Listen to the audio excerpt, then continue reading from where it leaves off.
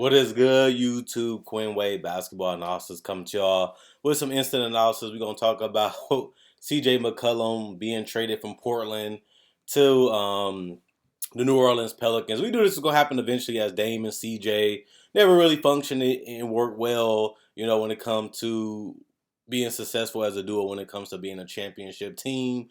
Whether they put Covington, Nurkic, Powell, or whoever around them, even changing the coach to Chauncey Billups, none of it really worked or materialized to huge success with them as a duo. And now with Powell gone, Covington gone, and now guys like Nance, who was one of their biggest moves coming into this year, who has been injured for to put that out there. So has Dame and CJ. Now they have finally decided to go in a different direction. The Pelicans are now going in a direction where they was with Anthony Davis, where they have a star player in Zion and Ingram. At the time they had Drew Holiday and Anthony Davis, and they wanted to add DeMarcus Cousins to that team, which didn't really work out, as we know. But you never really know until you make the move. And this is one of those moves too where it doesn't make them a great team or amazing team or a championship team, but it does make them better because you look at the fact that they gave up Josh Hart. They gave up Nickeil, who we knew we liked, but he had a lot of potential and a lot of upside that he never really realized because he's still young and this is his first time really getting starter and real minutes in the league. And he was a little inconsistent, a little streaky, and still was raw, which he was coming into the league, which we knew. But we know what CJ is. He is 30, so he is a little older than Zion and Brandon Ingram, but he also gives them what they need a little bit too. A guy that can get his own shot, a guy that can hit a three, a guy that can create a little bit to help Ingram and Zion. The biggest problem with this CJ trade is the shooting. We know the Pelicans aren't a great three-point shooting team. We know CJ can be a pretty good shooter. Brandon Ingram has been solid through his career. Zion is basically a non-shooter at this point. It is kind of weird to see how their offense is going to work, knowing that Brandon Ingram loves to have the ball, and that's when he's at his best, especially in the pick and roll. Same with CJ, same with Zion, who we seen point Zion a lot last year, but it didn't really benefit Ingram. It made him worse than ever, but it made Zion an all-star at the same time. And the fact that these guys don't defend. We know that Zion doesn't defend, even under Van Gundy. Ingram and Zion didn't defend. And we know that CJ isn't a great defender. And he is a guy that can help them in the clutch. They lose a lot of games that's close. He can, get the ball in his hand, hit mid-range, hit floaters, hit threes, and, create for other guys to get easy opportunities. Jonas is a big body that can post up and still score. So he's a solid center, not a rim protector. Doesn't really help their defense and their, this trade doesn't either. But it does make them better because you're trading a lot of players that don't really help them now either.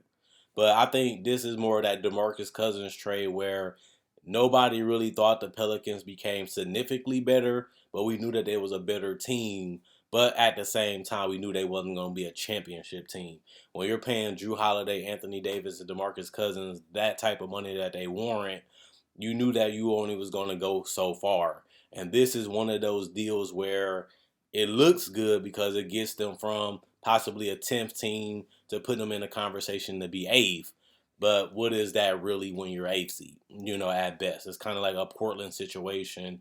You trying to hang around as a playoff team, but never really become a legitimate contender for several years, and then you ended up blowing it up, which they did now. I mean, the only difference is they have Zion, who is a guy that was an all-star 27-point per game player with upside. The problem is he is injury prone, and on top of that, he hasn't played all season, which is a problem when that's your best player and your future and the guy that can actually make all this work, because we know that Brandon Ingram is an all-star caliber player. So is CJ, but you drafted Zion number 1 to be the franchise in this superstar player, but he hasn't played really that many games the first 2 seasons and even haven't played at all this year.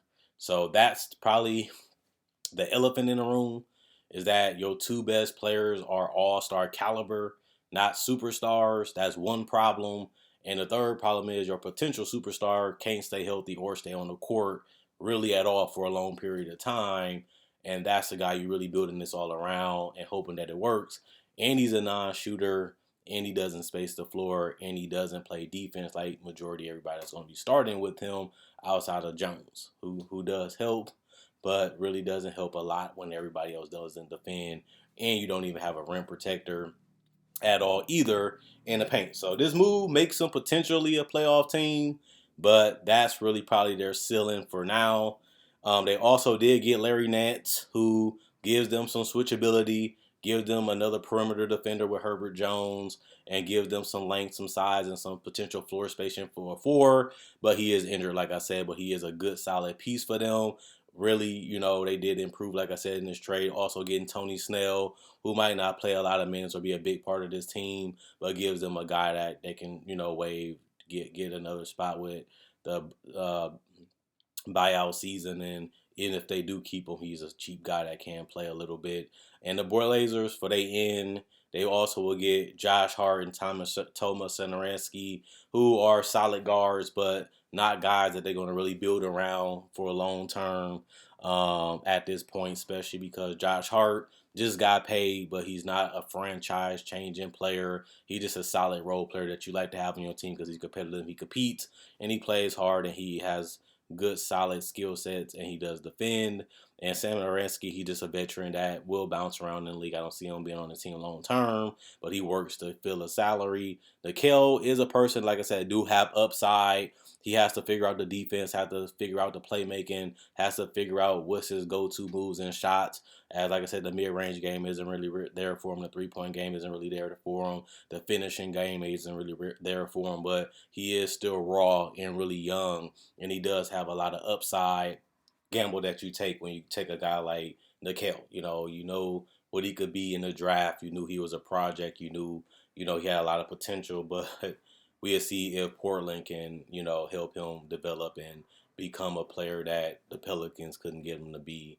And we'll see if they'd be able to do it in Portland. So that makes sense. And like I said, CJ is in a situation where he's in the first year deal of his extension with Portland, which he just got traded this season. Didn't have a great season, like I said, for CJ so far. Last year, he was in the conversation to be an all-star. This year, not so much, a down year, probably the worst year for a while. I mean, for a long time. And now he gets a chance to, rebuild it a little bit with a team that's trying to make a playoff push or get in the conversation to stay in there for the rest of the season while he's on the roster. And by him being in the first year, they got 2 more years guaranteed with him. And then he obviously can become a free agent, or they can just trade him if it doesn't work out. So this isn't a contract that they're locked in or they have to stay in, and it's not a long-term commitment. It's a situation where if he fits and plays well, you can have a couple years to see what happens, and if it doesn't, Cj McCollum is tradable. If he does age and doesn't perform well, you're not locked into a 5-year contract because it will be over in 2 more years. So it's not the worst contract situation, and he doesn't really make you worse because his team, is already at the bottom at this point, and now they in a little bit of a decent area, considering that Zion hasn't played all season, and the fact that they got good role players like Nance, and those guys in this trade too with CJ. So the fact that they already in the playing conversation without Zion, and now they add a guy like CJ, which is an upgrade in talent, especially if he can stay healthy and get back to form a little bit. This could be a pretty fun team. They're not going to be dangerous. They're not going to be the best team or even close to it, but they're going to be better than they was before. And that's something that you like, especially because it really helps Zion feel that he still has a chance to win. That wasn't the case 2 years ago.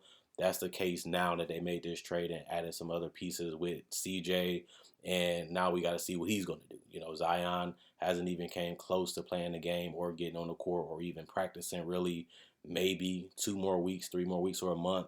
They go on a little run. Maybe he comes in and, does a little thing, something. We don't really know what he's going to be because he missed a lot of time. But I do look at this team as a team that's going to be interesting. You're definitely going to be watching this team because of Zion. You don't know if he wants to stay, if he wants to leave. Obviously, this move, shows them that they're still trying to win and trying to build a good team around them, which to me was, what they've been trying to do. Just they haven't really found the right pieces to put around him and Ingram yet. and they still haven't gave up on the Ingram Zion experiment just yet. But you know, we still have to see how it all works out, how it all fits, how it all plays, and we have to see how it does with Zion. And he's the future, he's the best player, he's the franchise, and you know, it all goes where he goes. He hasn't really been committal, hasn't really been able to stay healthy, hasn't really committed to winning yet. But maybe it changes now that he sees the organization is committing to putting the necessary talent to help him be more of a playoff team, which they have done now. Now we just have to see if Zion really wants to be here. Is this the place he want to be at?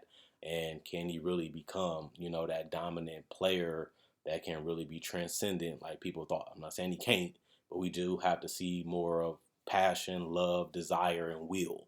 We see the numbers, we see that he can play, and we see that he's an all-star, but being an all-star, helping your team win, challenging your team, pushing your team, leading your team, and dominating at the same time is what you need to do when you're a franchise guy. It's one thing being a guy, it's another thing being an all-star. It's a difference being a franchise transcendent player, which people thought Zion was. He still has to prove it to me because he hasn't done it just yet, as they have missed the playoffs every single year that he's been there. Plus, he hasn't been healthy. But last year was, a focus that he needed. I can dominate and I can do whatever I want on the court. Now he has to turn that into team success, turn that into playoff success, turn that into consistently dominating and helping your team, reach those goals together, not just individually. And that helps you, win in the playoffs and be a championship team, which we still have to see if they can become. But we really won't know until Zion comes back. So that's the big question. It makes sense that they traded some guys that didn't really fit and play well with them, but they did trade for a guy that does help them. But does it help with Zion? Does it help their defense? Does it make them super better, a lot better, just a playoff team? They can, like I said, legitimately with picks and other role players on his team, make another move. But the problem that he's been having with this roster is, how do you build a championship team with Zion? Especially when he can't stay on the floor long enough to really figure that out. That's their problem. That's the GM problem. That's what they're going to have to figure out.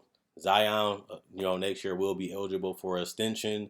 So, your best player, not the best defender, not really committed, not really, wanting to be here. Plus, on top of that, can't stay healthy. Now you got to give him that extension. Now you got to hope all those things change, which he still can do these things, but we still have to see it. So this team we got to wait and see everything get put together, wait to see how things fall into place before we can really judge how significant of a move this is. Because this could be a DeMarcus Cousins, Anthony Davis, Drew Holiday move where you make it to satisfy AD, but they didn't really give him everything he wanted because he ended up leaving just like DeMarcus and Drew, and they won titles. Not DeMarcus, but Drew Holiday, Anthony Davis separately on different teams. So you don't want that to happen to Zion because they was happy to get him. They really felt like they got a franchise-changing player, which they potentially still do, but we still have to see him play, stay healthy, and really change his focus and mentality and, help this team and organization go forward. If not, this could be a move that makes him happy. Then he leaves anyway, goes wherever he wants, and then we're back in a rebuild phase with the Pelicans where they just was with Anthony Davis. They made some moves, didn't work out, then they back rebuilding, and this is where it can lead to with Zion. We just have to see 2 to 3 years from now where in CJ contract will be up, what really happens with it. So other than that, enjoy your day, keep hooping. I'll be back with the Sabonis trade, and we'll see what happens with the CJ. So this isn't a win trade. They got the best player in the trade, but if this team is just a playoff team and that's it, 7th, 8th, 6th seed at best, they're better, but you want more than that when you get a guy like Zion. You're trying to take over the league, and they haven't been able to do that. But they still can. We have to see, how this trade is when everybody gets healthy, everybody plays together. That could be this year, next year, and then we can really judge if the CJ trade was that significant or was it just a trade to make, just to keep everybody happy for the time being, and then everybody goes, they separate anyway. We had to see, but then again, we don't seem to happen with AD and Chris Paul already. So I'll be back with Sabonis. Enjoy the day.